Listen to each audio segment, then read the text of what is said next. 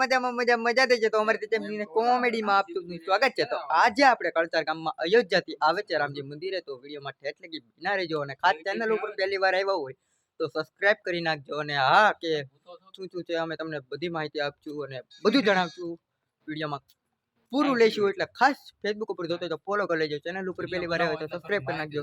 અને આજે તો ક્રિશભાઈ અને વિધિભાઈ અને મયુરભાઈ પણ છે. તો એ પણ આયા જ છે, પણ આરે તો નથી આવતા. તો ચાલો આપણે જઈએ. ના અત્યારે આપણે ધનજીભાઈની દુકાને આવ્યા છીએ. ધનજીભાઈ આપણને જણાવશે કે હું કામ આવે છે અયોધ્યાથી. તો ધનજીભાઈ શું કામ આવે છે? આપણે અયોધ્યા લાખો ટન ચોખાને જે પૂજન કરેલું છે તેના કળશ દરેક ગામડાના રામજી મંદિરે પહોંચાડવાના છે. એટલે રામજી આપણે અયોધ્યાથી ચોખા આવેલા છે અને આપણા ગામ વતી તમામ ગ્રામજનોએ ભેગા મળી એ ચોખાનું આપણે હામૈયું કરીને રામજી મંદિરમાં પધારવાના છે. એટલે દરેક ગામના ભાઈઓ તથા બહેનો, ધર્મપ્રેમી ભાઈઓ અને બહેનો વહેલાસર આવી અને આ તો જોઈ શકો છો મિત્રો, હવે ચાલુ થઈ ગયું છે.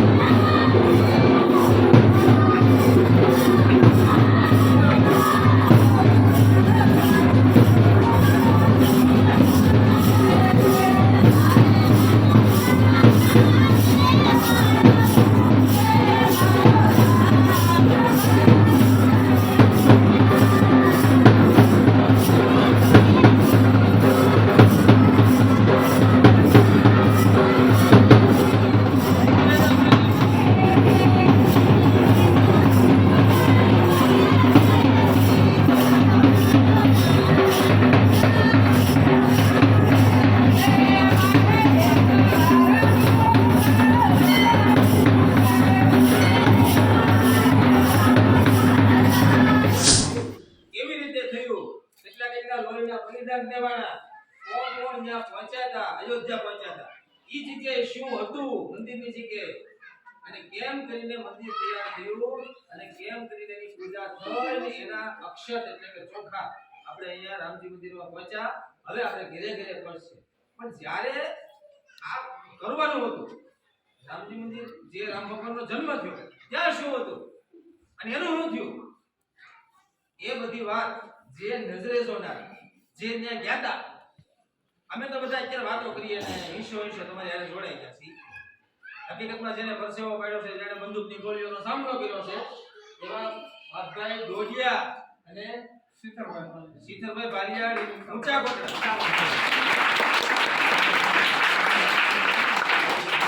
એ સમયમાં 1995 માં કાર સેવકો તરીકે ગયેલા.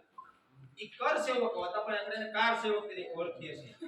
તો ઈ બાપભાઈને થોડો અવાજમાં બોલવામાં થોડી તકલીફ છે, એટલે શીતળભાઈ આપણને વાત કરશે. ખાલી 5 મિનિટ સાંભળો. અને જે કળશ લેવો હોય એ આપજો, એટલે ઈ હવે તૈયાર કરી દઈએ.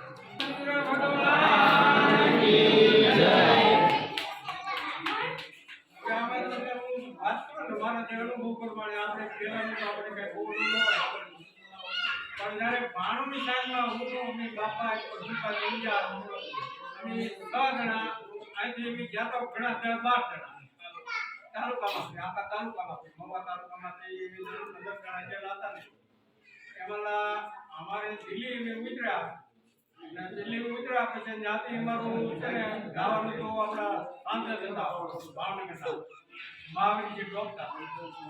હવે એને વિડીયો ચલાવવાનો હતો કે આ બધો અમારો કાર્યક્રમ કરવાનો હતો ને તો અમને ગેસની બાજુમાં અમે નથી ને તો અમારા ડ્રાઈવર છે ને ટેક્સીનો ડ્રાઈવર એ થોડો બજાડો હતો ભાઈ. તો એ જે પોલીસ લોકો હતા ને હાથા ડ્રેસમાં એને જ બોલાવાય પૂછાય એટલે અમને પછી ધરપકડ કરી લીધી. બસ આવા જ ટાઈમે કમ બપાઈ આવા જ ટાઈમે ને પૂરી ને પછી અમને ઘણી વાર અમે બોલવાની બહુ દલીલ કરી.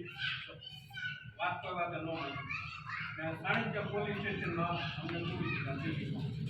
પછી એના થોડી વાર 3-4 કલાક રાખ્યા. એના બીજા 17 તારીખ દિલ્હીમાં ત્યાં થાણામાં તો કાંઈ બધા આવે નહીં. એ સ્ટેડિયમમાં અમે 1734 જણા અમને પૂર્યા હતા. 1734 એ 4 દિવસ અમને એના રાખ્યા. પછી અમે જહાજો ગયા. જો તમે જોઈ શકો છો આમાં છે ચોખા. હેલો મિત્રો, તમારો વિડીયો તમને કેવો લાગ્યો? ખાસ વિડીયો ગમ્યો તો લાઈક કરજો, તમારા મિત્રોને શેર કરજો અને કેવો વિડીયો લાગ્યો ખાસ કોમેન્ટ કરજો. અને ચેનલ ઉપર પહેલી વાર આવ્યો હોય તો સબસ્ક્રાઇબ કરી નાખજો આવા નવા વિડીયો જોવા માટે. તો હવે અહીંથી વિડીયો કરી છે વિરામ. જય શ્રી રામ, ધન્યવાદ.